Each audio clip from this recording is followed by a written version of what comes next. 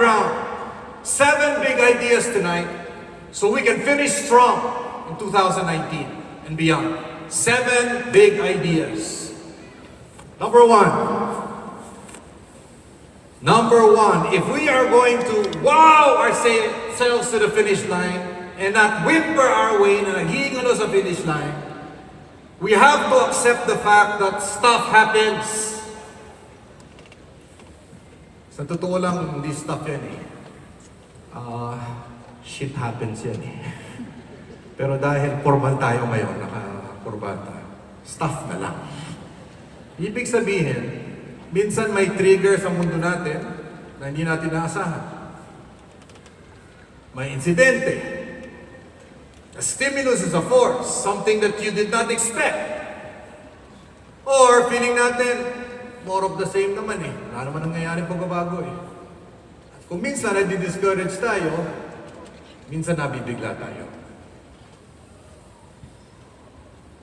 Change is happening. Do you agree? Change is happening every day. I remember last month, a few months ago, 2 months na siguro, because I go to Singapore every other month because I'm taking another course. I'm studying. I'm a lifelong learner. I study in a school called INSEAD, but this time I had a friend who invited me to go to the Singapore Institute of Technology, SIT. While we were talking, sabi niya, why don't we have coffee? So pumunta kami sa coffee shop, nag-order kami ng kape, namili dun sa options, binayaran namin yung kape, nagpasalamat sa amin yung nagbenta, lumabas kami ng coffee shop, and you know what I realized? All the time we were in that coffee shop, wala kaming kausap na tao. Robot ang kausap namin. It was a robot that was asking us, serving us, collecting the bill, and then giving the change. And because of technology, facial recognition, pagbalik mo, may nakalimutan ka, i-welcome ka nun. Welcome back, Mr. Pangilinan. Oh, we say technology is an enabler. Many times. Sometimes, it becomes a replacer. Look at that face beside you.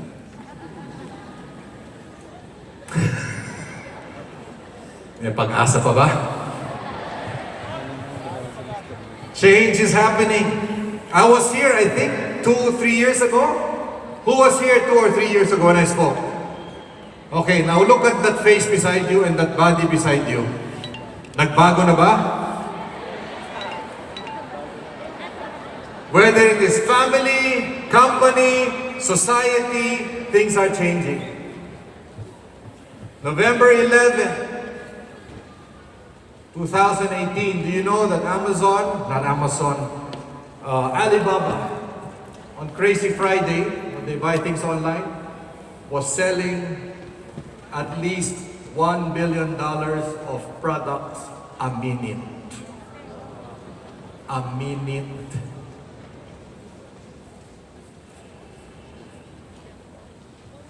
But it's not all online. Kailangan magaling ka rin offline. Ay ba kasi feeling nila dahil nandiyan na online, hindi na kailangan offline. Tama ba? Importante ang high-tech. Pero mas importante ang high touch. When you press flesh. Tama ba? You think the Chinese are good in online? Of course. But they're better offline. That's why they're here. In the Philippines and all over the world. Do your computations. At least 100 million Chinese tourists go all over the world every year. 2018, at least 100 million Chinese traveled. Everyone spent $10,000. Make your computation. 100 million times 10,000 per person. How much did they spend? That was not offline. That was while they were traveling. Offline. Change is happening.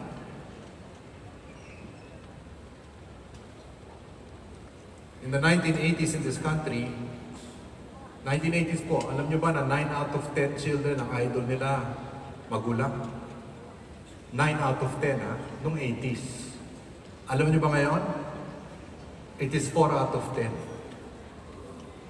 Meron pang mga lugar dito sa Pilipinas, 2 out of 10 na lang. Pag tinanong ang bata, 2 sa 10, ang idol nila hindi magulang. Sino ang idol nila?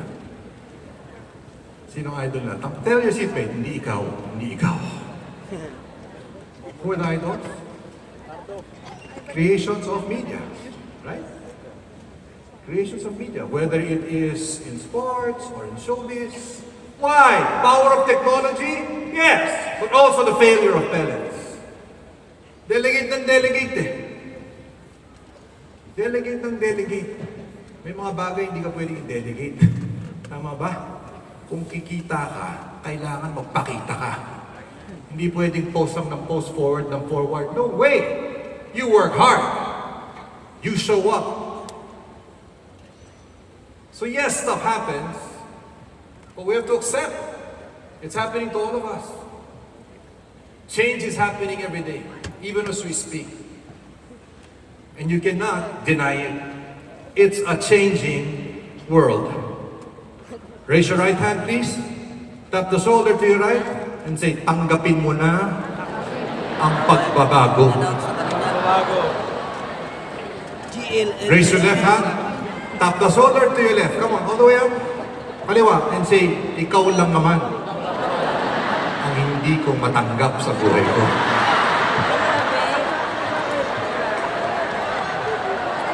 Na importanteng tanong to What change are you struggling with today?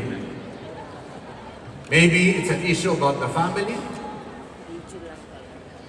Na iniwanan ka ng asawa mo. At pang 10 beses na. Maybe it's about society, maybe it's about the company, maybe it's about competition. Well, ladies and gentlemen, more change is to come. Stuff happens, and more will happen. Number 2, understanding of the stuff kung ano nangyari, napaka-personal. Yung katrabaho mo, para sa kanya, wala lang yan, hiccup lang yan. Pero para sa iyo, yung pagbabago, oh my God, major setback. I am not motivated to move on. Bakit yung katabi ko ready to zoom forward? Depende kasi sa interpretation Why is it that when the leader comes to a room filled with 100 people, pag in-announce niya ang bagong programa, 50 are so excited, 50 wanna go home? Depende sa understanding Nasa pananaw Nasa perspective. Nasa mall kami, early on in my marriage. Kasama ko yung misis ko, si Maricel, Aksa po, is my wife. Nakita ko yung dati kong kaklase. Excited na excited ako pakilala sa kanya. So pinakilala ko roon sa babae na dati kong kaklase. Excited na excited ako. Pagtalikod ng babae, sabi sa akin ni Maricel, anong nangyari sa inyo? Iba ang pananaw Understanding is so personal. It is so unique. I was doing a sales seminar for a top fitness organization in this country. Yung mga top salesmen na nakausap ko. Tumayo yung number 1. Ang problema kasi dito sa kumpanya namin, Anthony, pag na-reach na namin ang target this quarter, next quarter, tinataas yung target. So sabi ko sa kanya, problema ba yun? Nakaka-stress So sabi ko sa kanya, ba't di tayo makiusap sa management? For the next 12 months, okay? Yung target mo, sa'yo lang steady natin. Ang sagot ay, bakit? Feeling nyo hindi ko kaya.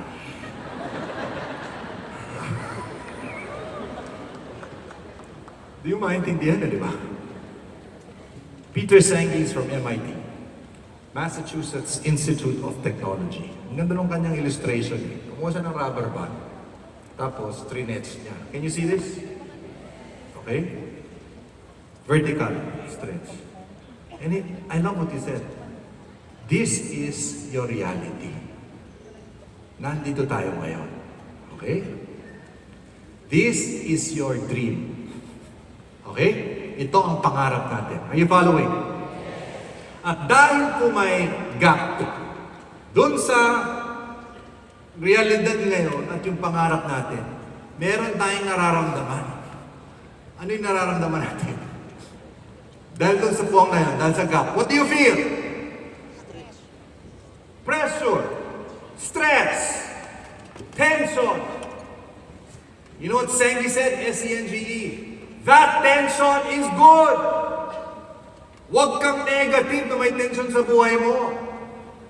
Ang importante, yung tension mo ay dahil may pangarap ka sa buhay. Because that vision pulls you out of bed in the morning. Hindi ka mabangon kung walang pangarap. Are you following? He calls it creative tension. It inspires you to move forward. There are only 2 ways to lessen the tension. Kasi pag sobra naman ang tension, ano mangyayari? Bibigay yun. Tama ba? Dalawa lang ang pwedeng mangyari para mabawasan ang tension. You change your reality and move towards the vision. O pwede rin yung isa. Huwag ka na lang mangarap. Mamatay ka na lang kung hindi ka mangarap. Tama ba? We are insatiable. And we were meant by God to move from glory to glory. Huwag kang kampante. Huwag na yung pwede na. Mangarap ka pa. But you have to accept the fact that there will be tension. Importante yung tension dahil sa vision. Are you following? 100-meter final sa Olympics. Baka mas madali ito. 100 meters ha? Takbo. Lahat ng mga tatakbo nandito sa starting line. Ito po ang finish line. Question. Meron bang tension sa mga tatakbo sa starting line? Of course! Wala naman ako puro sa harap. Pag ano ha, tawagin yung selfie muna tayo dito. Lahat may tension sa simula. Lahat nakafocus sa vision. And when the starting gun is fired, because of that tension based on the vision, everybody goes to the finish line. Nobody goes to the left. Nobody goes to the right. Thank God for the tension. Raise your right hand. Come on! Tap the shoulder to your right and say, magpasalamat ka sa mga tensyon ng buhay mo. Salamat ka sa mga tensyon ng buhay mo. Raise your left. Tap the shoulder to your left. Ikaw lang naman ang tensyon sa buhay ko. Give yourselves a round of applause. Come on! May dalawang magkakapatid. I don't know if you heard this illustration before, but I think it's perfect. Sometimes we have to hear these illustrations again. Dalawang magkakapatid. Isang nanay, yung isa masyadong positive, yung isang bata masyadong negative. So sabi ng nanay, gusto ko balansyado sila. Yung masyadong optimist, gusto ko medyo mas konti namang realistic na para makita naman niya negative sa buhay. Masyado namang pessimist, masyadong negative. Sana naman may konting paharap sa buhay. So ginawa niya ng paraan. Yung masyadong negative, nilagay niya sa isang kwarto, puno ng paboritong laruan ng bata at iniwan niya ng isang oras. Sabi niya siguro naman pagkatapos ng isang oras medyo mas positive na ito. Are you following? Yung masyadong positive niyang anak, nilagay niya sa isang kwarto, punong-puno ng tahi ng kabayo. Waist deep. Okay? Iniwan niya na isang oras, sabi niya siguro naman after 1 hour, mas negative na ang batang ito. After 1 hour, chinek niya. Una niya chinek yung negative na bata. Anong nakita niya? The negative boy was in one corner of the room. Walang ginagawa. Nasa sulok lang. At sabi niya, anak, with all these toys here, bakit nandiyan ka lang? Anong sagot ng bata? Precisely, mommy. With all these toys here, for no apparent reason, there must be a catch somewhere. Ano pag negative ka? Talaga negative kayo, no? So medyo na-down siya, pero sabi niya siguro naman yung positive medyo may nangyari na. So sumilip siya, hindi siya pumasok. Ang kabayo. Sumilip lang siya. Anong nakita niya? Aba yung bata. Woo! Gumagano. Woo! Woo! Sabi niya, anak, bakit? Anong ginagawa mo? Sabi niya, Mom, with all this horse shit here, there must be a horse somewhere.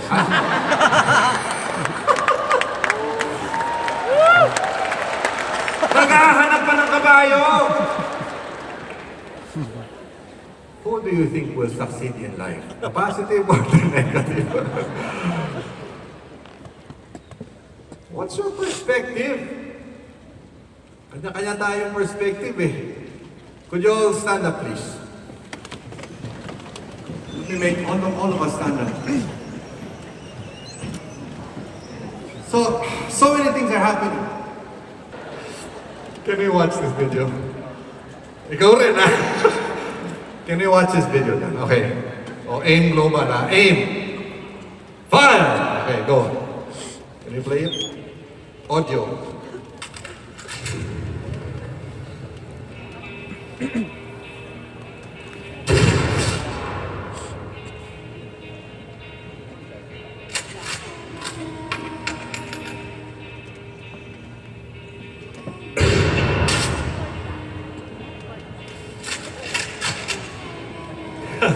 Yun na may mentor, di ba?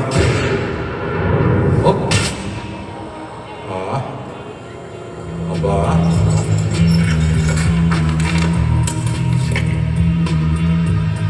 Kaya naman pala.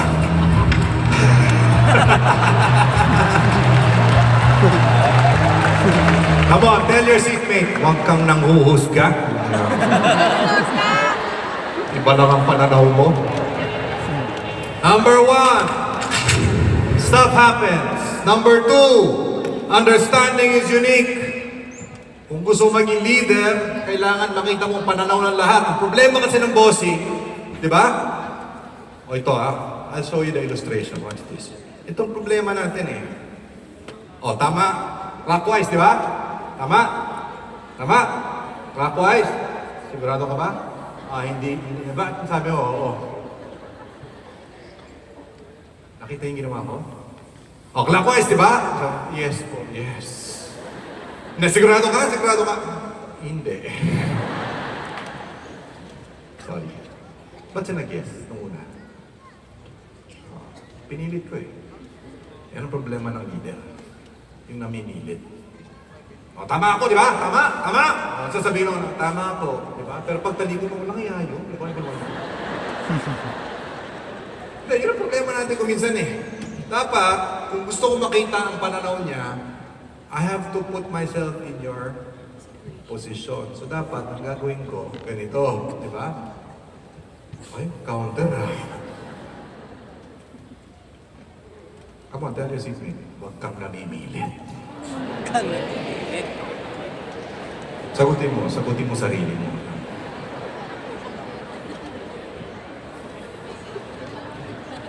Because our understanding many times is unconscious, ganun tayo mag-isip eh. Yun ang karanasan ni Maricel eh. Kasi yung tatay niya, playboy eh. Si Tony Ferrer, X44. Madaming babae yun eh. Kala niya ako rin si X44 eh. Tuloy ang reaksyon niya, automatic, galit ka agad. Dahil hindi mo type yung dati mong boss, parating yung bago mong boss, ang tingin mo sa bago mong boss, tulad ng tingin mo sa dati mong boss, wala namang kinalaman yung bago mong boss sa problema mo sa dati mong boss. Hugot ang tawag to. May malalim, no? Na pinagdadaanan, may karanasan na hindi pa napoproseso. Tingnan nyo to, okay? Yes, let's watch this. So this is a study. Watch this, huh? And if you admit it, you are just like this. Can you play it? Okay. So the final experiment that I want to mention to you Mga is unggoy to. our fairness study. And so this became a very famous study, and there's now many more, because after we did this about 10 years ago, it became very well known. And we did that originally with capuchin monkeys, and I'm going to show you the first experiment that we did. It has now been done with dogs, and with birds, and with chimpanzees, but with Sarah Brosnan we started out with capuchin monkeys. So what we did is we put two capuchin monkeys side by side. Again, these animals, they live in a group, they know each other, we take them out of the group, put them So in yung the mga unggoy na sa kanan eh, hindi na sa kaliwa. There's a very simple task that they need to do. Simple lang. And if you give both of them cucumber for the task, the two monkeys side by side, they're perfectly willing to do this. Bibigyan mo ng pipino, magtrabaho, wala silang problema. Really only water, in my opinion. But cucumber is perfectly fine for them. Now, if you give the partner grapes, Okay. Kung yung isa pipino, yung isa ubas, may problema ka prices in the supermarket. And so, if you give them grapes, that's a far better food. Then you create Hindi inequity. patas. Diba? So that's the experiment we did. Recently, we videotaped it with new monkeys who had never done the task, thinking that maybe they would have a stronger reaction, and that turned out to be right. The one on the left is the monkey who gets cucumber. The one on the right is the one who gets grapes. The one who gets cucumber, note that the first piece of cucumber is perfectly fine. The first piece she eats. Then she sees the other one getting grape, and you will see what happens. Okay. So she gives a rock to us. Bigay ng bato, bigyan ng pipino. We give her a piece of cucumber. Kain, no problem. The other one needs to give a rock to us. Yung isa naman, bigay ng That's bato, what she does. pero hindi pipino, ubas. Makikita ngayon ng isa. She eats Aba, it. The other one ubas sees na. that. She gives a rock to us. now. Ubas. Again, cucumber. May kaso, pipino pa rin binigay. O anong? Yan!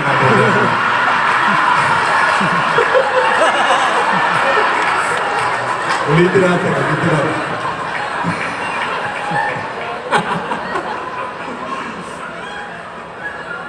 Ulitin natin. She tests the rock now. Oh, bato to ha, bato. She gives it. Ayan ang bato mo. And she gets cucumber Pipino. again. Wala, hindi na nga tinikman eh. O, yan na. So this is basically the Wall Street protest that you see here. Raise your right hand. Come on. Tap the shoulder to your right and say, hindi ka unggoy.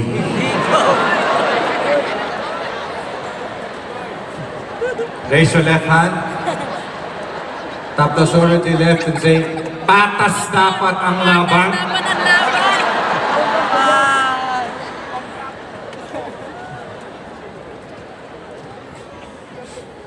Minsan hayop tayo. Sa totoo lang. See, in this video, sometimes you're the monkey, right? Sometimes you are the one who creates the problem. Pag hindi tayo fair. I don't know if I shared this before. I think I have to stress it again.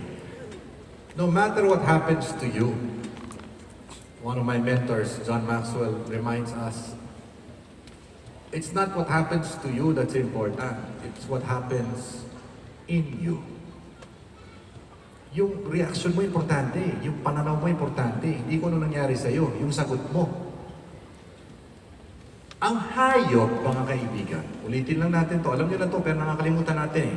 Pag meron pong puwersa o stimulus po kung tawagin, hindi nag-iisip yan. Bigla yung magre-react. Instinct. Are you following? Ang tao, katabi mo, tao, pag may nangyari, may gap muna eh. Hindi basta-basta dapat nagre-react yan. May gap muna, may panahon. Bago siya nagre-react. Are you following? Anong dapat nangyayari doon sa gap na yun? What's supposed to happen when something happens to you? What are you capable of as a human being? You think. You process. You seek counsel. You get advice. You pray. You breathe. Because when you breathe, you make better decisions when you're at rest. At ang humihinga, namamahinga. Ang problema natin, pabigla-bigla reaction eh. Ba't mo binatukan? Ang kulit eh. Ba't mo siniraan? Sino ba nauna? Hindi hayop siya. Hindi, minsan ganun ha. Ba't di ka sumusunod sa pinag-usapan nating sistema at proseso? Anong sagot niya? Sino ba sa atin dito? Ang sumusunod sa sistema at sa proseso? Di hayop tayong lahat. Yan ang problema natin sa bayan natin kuminsan eh. Feeling natin lahat, biktima tayo. No, you're not an animal. You can always choose. You can always respond. Sa diksyonaryo, ang reaction, hindi response. Alam niyo ba yun? Iba yung dalawa. Akala ko dati pareho lang yun. To respond is to positively react. Hindi ko alam yun. Akala ko pareho lang yun. Kaya ang doktor, pag binigyan ka ng gamot, at hindi tama ang reaksyon, di ba? Oy, naku, nagre-react ang katawan mo doon sa gamot. Pero pag maayos, wow, nagre-respond ang katawan mo. Kasi positive. Are you with me? No matter how challenging the situation, no matter what your problems are, no matter how difficult the competition, no matter what your children don't do to obey you or your husband, or the victor's mentality, and that is for every human being like you and me. Raise your left hand. Tap the shoulder to your left and say, tao ka. Magpakatao ka. Pagkatao ka. Raise your right hand. Tapos maganda yung pangalawa. Come on, tell the person to your right. Minsan, hayop ka.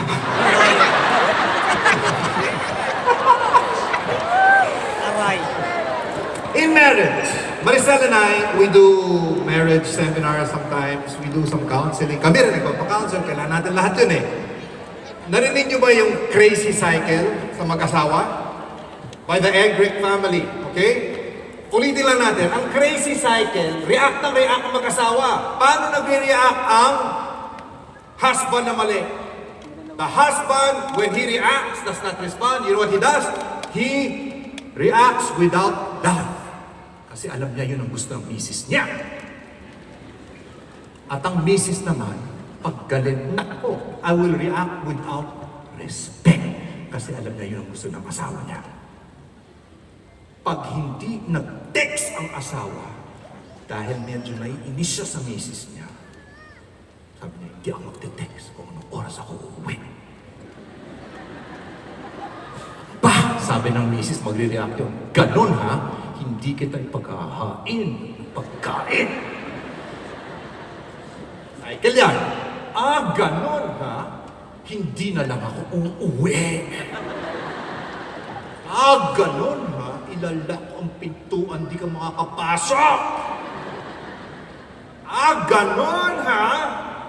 Lalabas kami ng barkada, kasama ng mga kasama namin nung high school kung saan nandun ang aking dating girlfriend. Ganon ha?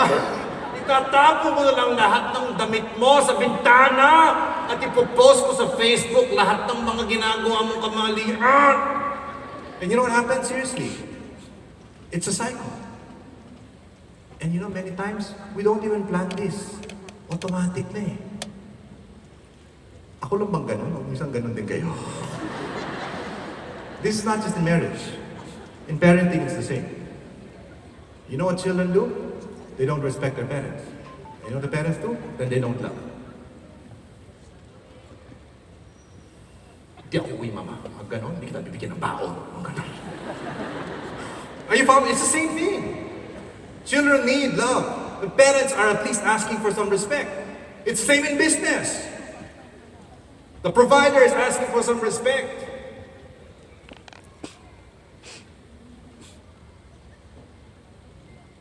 And if they don't get it, they will not love and care for their customer. Diba? Dinastos mo yung waiter? Di mo trinato ng tama? Wala kang concern? O bago niya i-serve yung sopas mo, yan, sige. Hindi naman siguro ganun. Pero you know what I mean? They will not respect you because you don't care for them. This is what happens. This is called the crazy cycle. Hayop tayong lahat. And that happens to the vast majority of people they don't even know. Something happens dahil ito kanilang pananaw, ganun kanilang reaksyon. Diba? At minsan napapansin nila mali, ay sorry, napasigaw ako. Pero dahil hindi nagbago yung pag-iisip nila, the next time, ganun pa rin.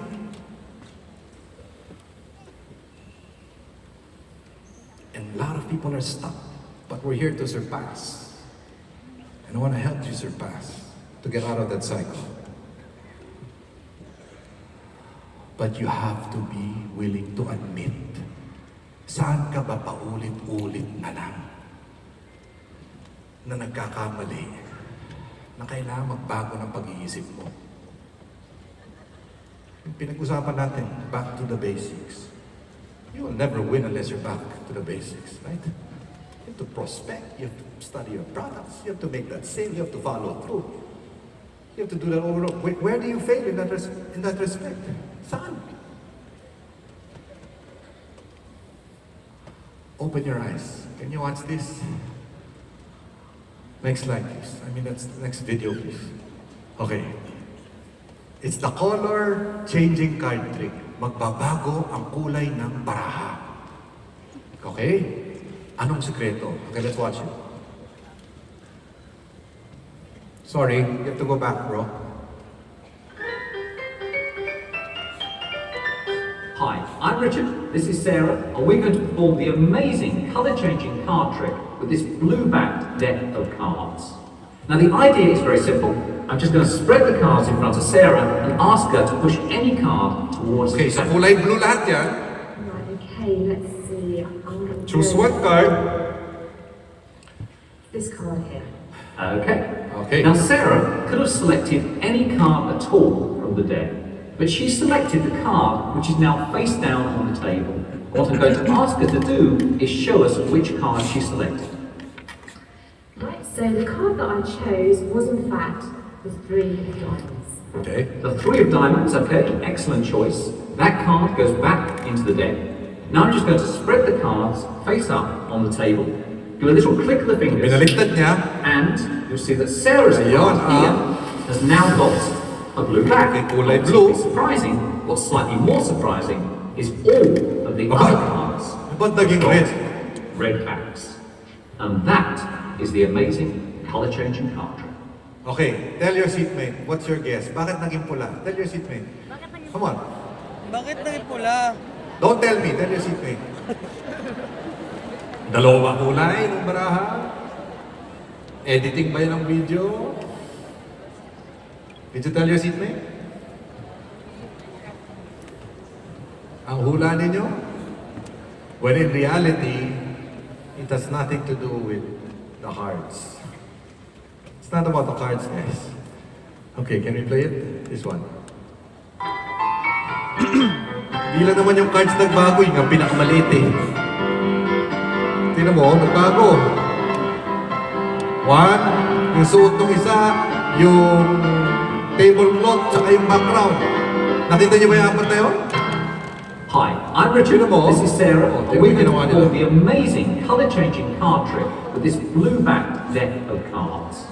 Now the idea is very simple. I'm just going to spread the cards in front of Sarah and ask her to push any card towards the camera.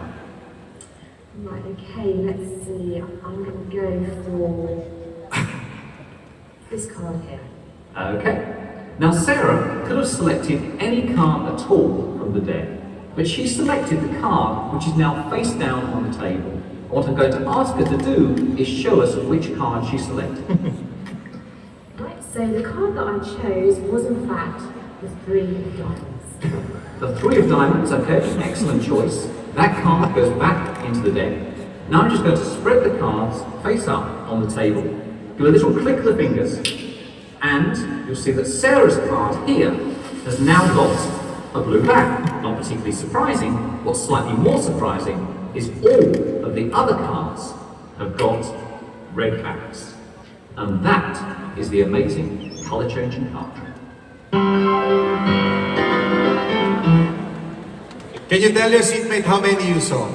1, 2, 3, or 4? Or none at all? Tell your seatmate, buksan mo ang isip mo.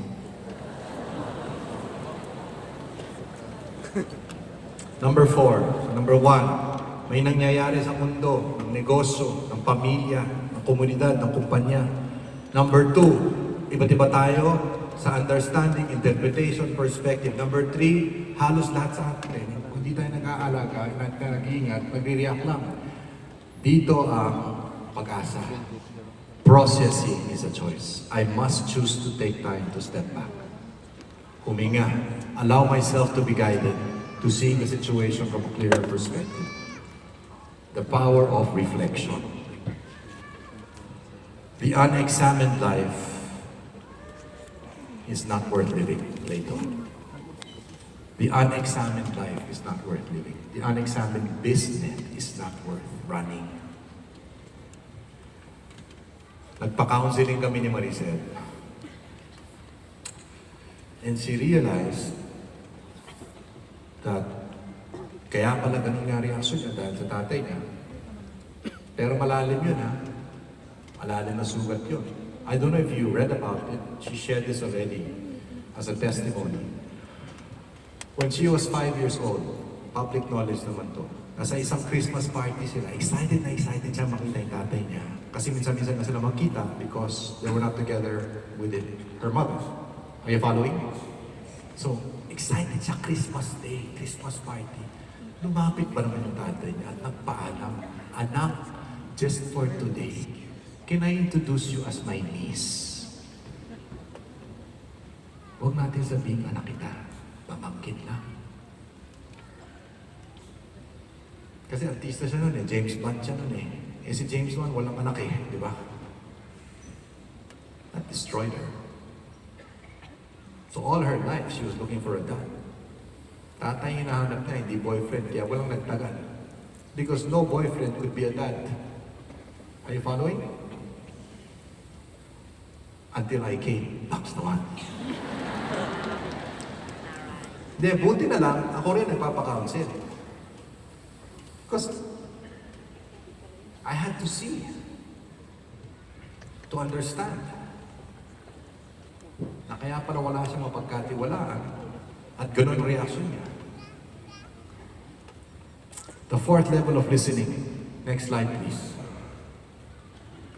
Next slide, please. Merong cosmetic listening. Guys, I'm giving you some tools here, which is so important in sales and success in life. Cosmetic. Kunyari lang nakikinig ka. May kape. Mababaw. Diba? Ano nga ba yung sinasabi mo? Nagte-text ka naman. Are you following? And then you have conversational. Para lang may masabi. Kasi naghihintay kayo ng pagkain, ng buffet. And then you have active listening. Ito talagang gustong makuha ang punto niya. Ano talaga yung punto niya?